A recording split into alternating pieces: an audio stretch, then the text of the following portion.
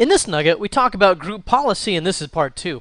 We take a look here at how policy applies. For example, there's certain things you can do to block policies from applying or prevent them from applying. There's also things you can do to forcibly make a policy apply, and you can kind of revert back and forth depending upon what your needs are there. We'll also take a look here at templates, which we discussed a little bit earlier in the last nugget, but we'll look at them more specifically here as they relate to the central store. And the central store is designed to give us a consistent view and behavior of all of our policies. All right, recall from our last nugget that we worked primarily there with local group policy and multiple local group policy. Remember, multiple local group policy is where you can make exceptions to the local group policy, and that's where you'll make exceptions based on whether or not they're members of administrators, and also you can make exceptions based on their security account. That does have to be a local user account. It can't be anything picked out of the domain. And also remember that does not work with group accounts. However, from this point going forward, we're primarily going to be working only with group policy objects that are found in the domain. And by the way, that's the difference between group policies and group policy objects. These are found in the domain and they're not local. Okay? So let's take a look, for example, at just getting something to work. Here in a moment, I'm going to create a group policy object that's going to hide the clock from the user. For example, over here on my Windows 8 computer, we can see what time it is down here in the lower right-hand corner. Now, it's CBT Nuggets policy, just for various reasons, to remove the clock out of there. One easy way to do that for me is either to go manually through the task properties. You can go right-click here and choose Properties, and then you can go into the Customize. Then you can go to System Icons on or off. Then you can turn the clock off. But it's kind of cumbersome if you have to do that across a broad range of machines, or if you want it just to be done automatically. You can use a group policy to do that instead. This is a really good idea to remove this clock, by the way. Not only because CBT Nuggets wants me to, but also because I don't want to be recording at 11:30 and have you see the clock down here, and then the very next sentence you see that it's 2 o'clock, and I don't want you to know that I took a really long lunch. Or CBT Nuggets. I don't want them to know that either. So I got to get rid of that clock item down there. Now what we'll do here is to configure that on the user side of things. So I'm going to right click here and create a GPO in this domain and link it here. And we're just kind of getting a policy warmed up here that we can work with. The clock's really not all that critical, but oops, got caps lock turned on. Must have been shouting at somebody. Okay, so I'm going to hide the clock and click OK. And then I'm going to actually edit this policy. Okay, so we'll right-click again and choose Edit. Remember, we did that in our last nugget. That's how you get to the settings that we need. And then what we'll do is we'll just expand things out a little bit here. And I'm going to go down here to Start Menu and Taskbar. Can't seem to expand this. There we go. And then we're going to go to the standard item. Remember, you got to sort this alphabetically. Otherwise, it doesn't actually appear alphabetic. And I'm just going to remove, I think it's down here, remove clock from, there it is, clock from the system notification area.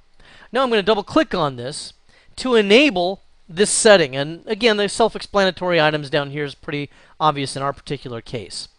So once that's been done, I'm going to go ahead and click OK to remove the clock from the system notification area. I'm just going to minimize this for the time being.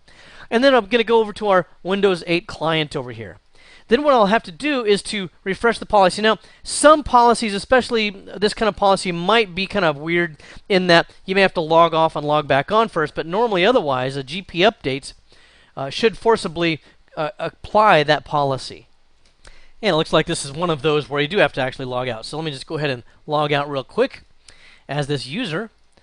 And once I've logged back in again, we should see that we will then not have the clock there.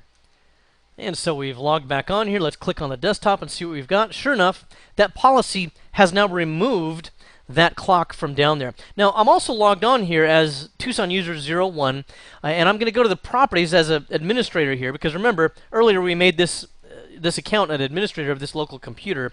Now if I go into notification area and turn system icons on or off, look, notice the clock is grayed out and disabled. I can't touch it. I can do these other ones if I want, but the clock is no longer available. Why? Because it's been locked down by group policy. Now that we actually have a policy in place, let's take a closer look at how this actually applies. One of the things you want to understand there is what link enabled is.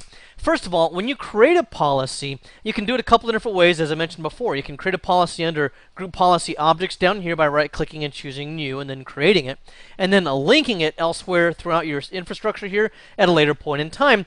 Or you can do what I did in this example, where I right-clicked to choose create a GPO in this domain and link it here. Now, once I've done that, by default, it's going to be link enabled.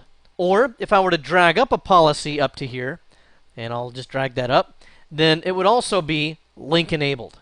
Okay. Now, to disaffect that policy so it doesn't any longer do anything, a couple things I could do. I could delete it, which will just delete the link. Okay, but the policy still exists down here. It's just not linked here anymore.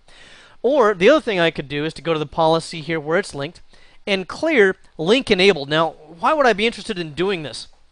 This could be useful in a troubleshooting scenario where we created a new policy there, but it doesn't seem to be applying the way we thought it would, and maybe we just want to disable it for the time being by clearing the link enabled checkbox, and then hopefully it will be able to help us on the path to resolving an issue. Notice that when I click that, though, it does gray out the interface. It's pretty difficult to see. It's really not that much different than any of the other icons, but if you look closely, it is slightly grayed out now, or slightly dimmed, and you can tell here that it is no longer link enabled. Now, if I go back down to my machine here where the clock is missing, why do I not see the clock here anymore? Well, a couple things to keep in mind.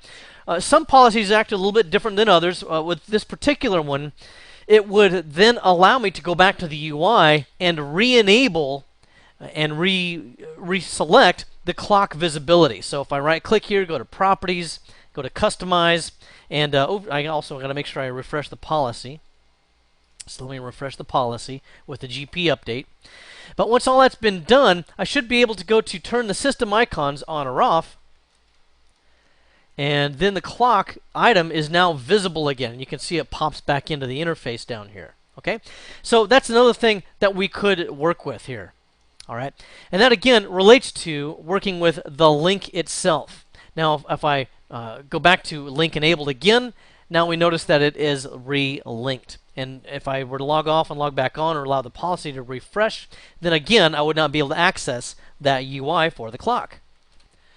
Now let's take a look at another item here as well, and that is the how this flows down. I'm going to just, for the time being, delete this link here. And I'm going to take the hide clock item and I'm going to drag it up to the domain. So at this point, this is going to apply to every computer in my environment. File servers, SQL servers, domain controllers, all my desktops and laptops, everything. Nobody's going to get the clock anymore. Why? Because I applied it at the domain level. I'll address that again here in a little while, but for the time being, let's just go over to my Windows 8 client computer where I'm going to log off and log back on again, and then we'll see that the clock no longer appears because the policy is linked up here at the domain. And then there's my Windows 8 computer. I just kind of paused recording and cut to the chase and logged on. We can see that there's no longer a clock down there because of this link. Now, what if we have a specific situation here where the Tucson users really start to complain loudly that they don't get this clock anymore, okay, because the clock has been hidden with this policy? Well, maybe they'll just, bribe somebody in the nuggetlab.com domain, enterprise admin or somebody, take them to a free lunch down at Taco Bell or something like that. That's pretty hard to resist, free lunch at Taco Bell. So they bribe this person. They say, hey, why don't you just right-click on the Tucson users and do that thing that we've heard about. We read about this on the internet, so it must be true. Block inheritance. And then that will prevent us from getting any of this policy. Now, one thing I do need to mention here, if you do that, yes, that will prevent you from getting this hide clock item. Okay, so in fact, offline, I'm going to kind of quickly go over to my Windows 8 computer, and we're going to see that we will now have the clock availability back again. So here I've gone back over to my Windows 8 computer. Sure enough, because that policy has now been blocked in the inheritance, we now have the ability to turn the clock back on again if we want to. Notice also that it gives you a blue field with a white exclamation point on it for easy visibility to identify blocked inheritance. The thing to keep in mind, though, is, and we'll address this later on as well, there's other policies that this could affect. So if I had 2 or 3 other policies at the nuggetlab.com level, 2 or 3 more at the Arizona level, 2 or 3 more at the Tucson level, well, it would block all of those policies cumulatively from applying to Tucson users. This is really a big barrier that blocks everything from up above from flowing on down to it. that might actually be more than we block that we want to. I mean, maybe there's some of those policies give us things that we want to have instead of taking things away. Well, now we've lost all of it because we blocked inheritance. Well, then what we could run into is the administrator up here at nuggetlab.com, they realize what's going on here. You know, they came in the morning and they saw this blue thing on here, and they know that they're blocking inheritance. Well, maybe that's fine, but the hide clock item, non-negotiable.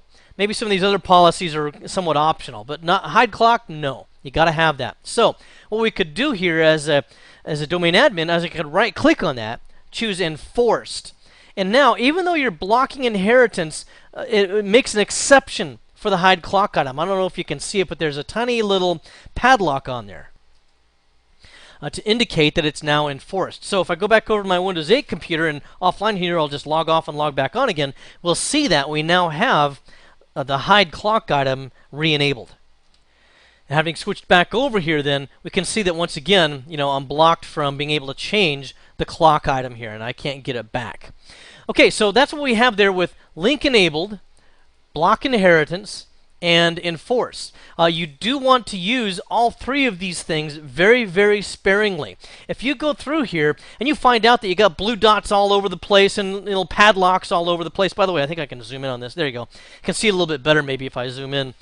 If you got all those kinds of padlocks and blue dots and unlinked items and stuff going on, then you probably have a problem with your OU structure. Generally speaking, you want your OU structure to be as efficient as possible so that you make as few exceptions as possible. In fact, removing the link, blocking inheritance, that sort of thing, generally speaking, that's used more for troubleshooting than anything. If we see that we're having troubles with a policy, we want to disable it temporarily, but we just don't want to actually delete it.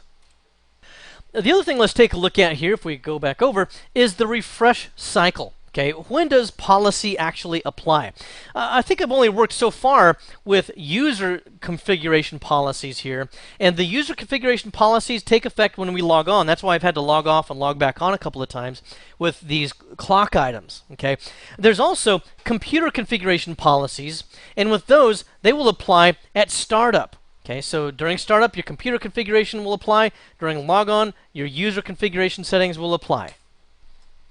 And then besides those two intervals when the policy applies, it'll also take place every 90 minutes plus a random 30-minute interval. So it could be 91 minutes clear up to 120 minutes. Okay, so anywhere in that range, a random refresh interval could also take place, so that it's just kind of a safeguard to make sure that your clients don't miss some policy that was applied at some time during the day. Also, domain controllers automatically refresh their own policy every 5 minutes because they're more security sensitive and more vital, so it's more important that they get a policy refresh more frequently. Also, you saw me use a couple of times the GP update command, and that's what we will use if we have a new policy we think has applied and we want to have it take effect immediately. So what we can do here is I'll just go to run item right here. Get down to the corner. There we go, finally. And then we'll just do a run, and we could type GP update. Now, you could also do this. If you know that the policy is only a computer side update, you could do a /target : computer. You don't type the name of the computer, you just type the word computer because you run this on the local computer where you want it to take effect. And then also if you knew it's a user side configuration, you could type user. Okay, so either one of those will work, or you could just do a GP update without any specifications, and it will look for new or updated policies and apply them to both the user and the computer side. Now, another thing I want to show you here, actually let me just go to a command prompt, is that you could do a GP update and then a space /force. What's that about? Let's put that on pause for a moment here and go back and look at our actual policy. If we take a look at any of these policies, let's say this hide clock one, and I right click on it and I go up to edit this policy, every time I do that, it's going to make a change to the version of this policy. So if I go to the Details tab here, for example, it says that the user version in Active Directory and sysvol has both been incremented to 1. Okay, that means I've made only a single change to it. In fact, let's just prove that. If I right-click here and choose Edit real quick, I'm going to quickly go back down to that policy. Actually, I'll just enable any policy. It doesn't even matter which one it is. I'm just going to say Prohibit Access to Control Panel. Okay, and I'll enable that and click OK. And then I'm going to go back into it and make it back to not configured and click OK. Okay, so I'm going to close this up. And now, when I go back into the group policy management item and refresh everything here, we see that it now increments a couple of times because I made a couple of changes to it. Now, how does that relate to what I was talking about earlier here on my Windows 8 client? If I choose force, then that will force it to apply any new or existing policies regardless of the version number. If I don't use force, it'll only apply policies that have incremented in their version number so that it knows that there's been actual changes made. The other thing I could do, which really has a very similar function to GP update, is the PowerShell command of invoke GP update. And let's go ahead and take a look at that one here as well. In fact, if I'll cancel this and I'll do a PowerShell, and I could just do an invoke GP update. Like this, and then press enter and let it take a little time to refresh the policy. Oh, that's right. I've got to be an administrator to make that one work, so let's run this as administrator, and we'll allow that to take place. So here we are back here, and then we'll just go ahead and type it in. So it'd be invoke, actually PowerShell, invoke GP update. Ah, finally. Okay, so then we would type that in, and it doesn't really give you any feedback, it just refreshes the policy. But if you do an invoke a help, which you can see I've done here, help invoke GP update full, then you can see there's additional parameters. You don't have to memorize those. I'm not sure this would even appear as part of an exam objective, but I'm just showing you another option that you would have there. The only reason why I'd probably use invoke GP update as opposed to GP update is if I wanted to script something or more automate something. Okay, but otherwise, it's not really that much of an advantage over GP update. Now, all of these applying policy items, these bullets that you see here, I think that most of them are pretty much the same as what we've seen in previous versions of Windows. This one here, however, is a new one, and I really like this quite a lot. Let's go ahead and take a look at what this allows. You see here we've got a couple of policies that do apply throughout the domain, including, as it flows down through inheritance, to the Tucson users. And if I wanted to, I could push out that change and it would apply to all of the Tucson users in about 10 minutes if I right-click here and choose Group Policy Update. Now, I'm going to click on it here and we're going to get an error message, and let me explain what happens here. Notice that it says no computer objects can be found in this OU or sub-OUs. Huh. This is kind of a weird thing. In order to push this policy out, you have to have the computer objects in the OU that you're trying to apply. So that's a little bit of a disadvantage. In fact, if I were to go over here, so you can see here I've got no computer objects, but if I go to Phoenix Desktops and take my Windows 8 client computer and drag it down here to the Tucson users, which normally I wouldn't recommend to mix users and computers in the same, but sometimes people do. And also, I'm only doing it for demonstration purposes here so I can get this to go. But now once that's in there, now when I right-click Tucson users and choose Group Policy Update, notice that it says, are you sure you want to update the policy for these computers? And I'll go ahead and click on yes, and the policy processing takes place, as you can see right here. Okay, so that's pretty much how that goes, and a very, very nice new feature of Server 2012. All right, now let's talk here about a couple of the components that we discussed earlier with Windows Group Policy Objects. That would be templates and also the central store. Now, templates are the actual GPO settings, as I mentioned earlier, and we saw earlier also that we can get additional templates from third parties or from Microsoft, such as Microsoft Office templates. Also, and this is important relating to what we're about to talk about, each new operating system release will usually add new template settings. That's because there might be certain settings that only apply, say, to Windows 8. All the previous versions of Windows didn't have that interface or that feature, and so, of course, there's nothing to configure for that same item. So each new operating system will have several group policy settings that are available. Now, the problem comes with this. Let's say that over here we have a Windows Vista computer. Okay, and this is where an administrator sits and she edits her group policy objects using old Windows Vista templates. Then we have another administrator over here using Windows 8. And this person over here, using Windows 8, he edits his policies on his local Windows 8 computer, which is certainly available to do with both of these operating systems using remote server administration tools. And when he does so, though, he will pull his templates out of his local operating system.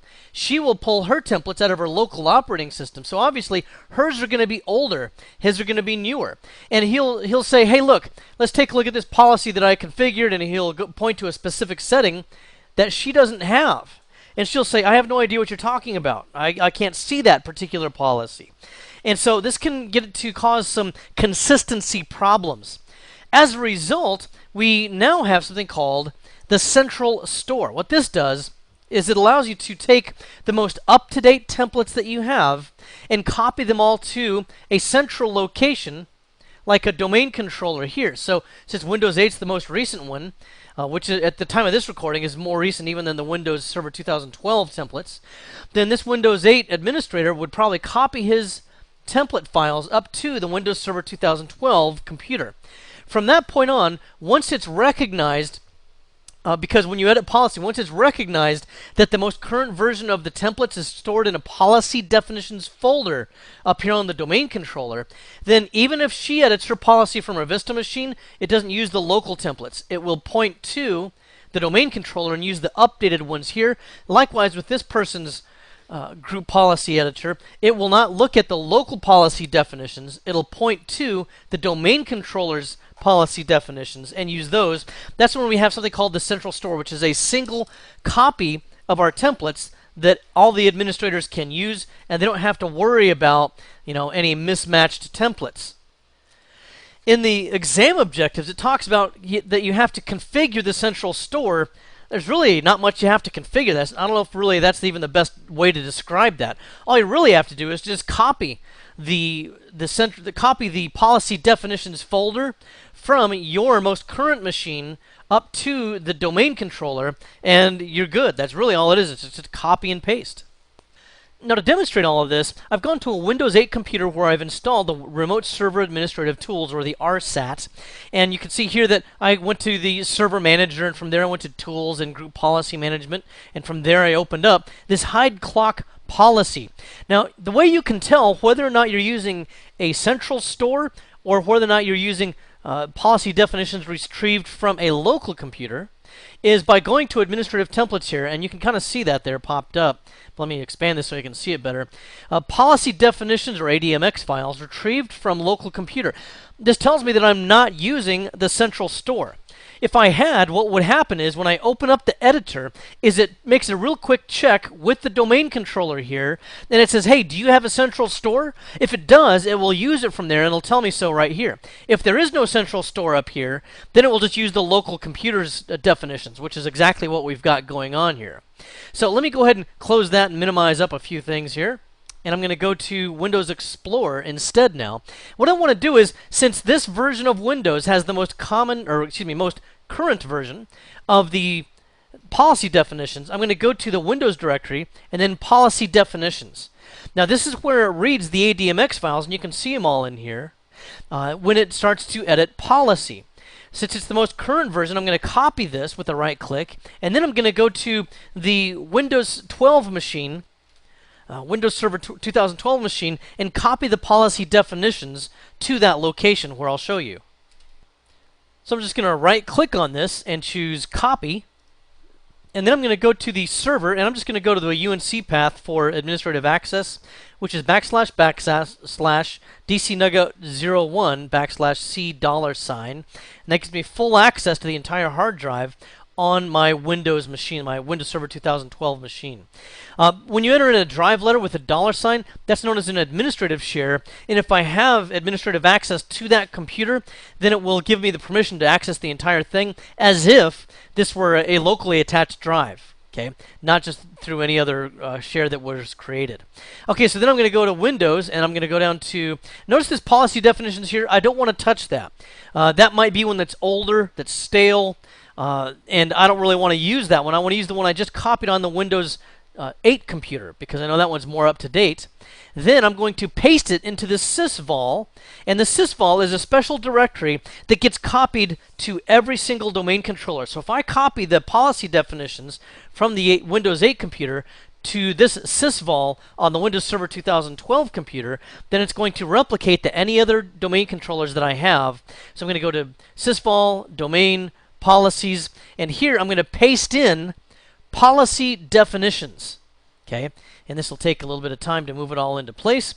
And then from this point forward, if I edit a policy, now watch what happens. I'm going to go back to my hide clock item, and I'm going to right-click here to choose Edit. This time when I go down into Policies and Administrative Templates, look what it gives me. Okay, retrieved from the central store. Okay, it's really just that easy. All you got to do, you don't configure them, so to speak. You really just copy them from your most current machine, or you can download certain templates from Microsoft if you want additional templates. But you copy your best copy of policy definitions, you paste them into the location that I just showed you there, and that's it.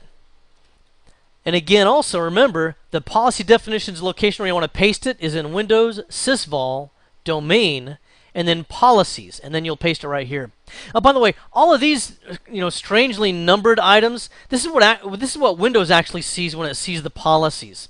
I don't really know which one's which, but just to make the point real quick here, if I go up here to close this, and then I go into the hide clock item and look at the details, notice that here it gives me the GUID, so it ends in, or the unique ID, so it ends in FFB6. Okay, FFB6. So that's actually this policy right here. The hide clock policy is this item right there. You don't need to know that for the exam, but I didn't want to leave you with kind of wondering what all this strange stuff was. In this nugget, we discussed group policy. This was part 2, where we addressed, first of all, applying policy. Remember, we can do various things with the links. For example, you could delete the link or delete the policy. That, of course, would not apply the policy.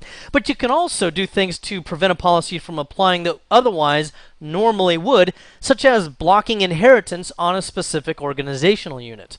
Further up the chain, if somebody wants to force the policy down, they can then enforce that policy, which we looked at as well.